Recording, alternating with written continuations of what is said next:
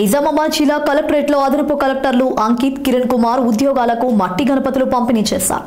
వినాయక చవితి వేడుకను పురస్కరించుకుని జిల్లా రెవెన్యూ ఎంప్లాయీస్ సర్వీసెస్ అసోసియేషన్ ద్వారా కొనసాగుతున్న హెల్పింగ్ హార్ట్స్ ఫౌండేషన్ ఆధ్వర్యంలో మట్టి గణపతులను అందజేశారు. ఈ సందర్భంగా అదనపు కలెక్టర్ మాట్లాడుతూ పర్యావరణ పరిరక్షణ కోసం మట్టితో తయారు చేసిన వినాయక ప్రతిమలను ఉచితంగా పంపిణీ చేసినటం గొప్ప విషయమని ఫౌండేషన్ నిర్వాహకులను అభినందించారు. పర్యావరణ సమతుల్యత కోసం మట్టి విగ్రహాలను ప్రతిష్ఠించాలని కోరారు. కాలుష్య నియంత్రణ మండలి ఆధ్వర్యంలోనూ ప్రభుత్వ పరంగా మట్టి గణపతులను ఉచితంగా పంపిణీ చేస్తున్నారని తెలిపారు. ప్లాస్టర్ ఆఫ్ ప్యారిస్, ఇతర రసాయనిక రంగులతో రూపొందించిన విగ్రహాలు కారణంగా జలవనరులు కలుషితమయ్యే ప్రమాదం ఉందన్నారు.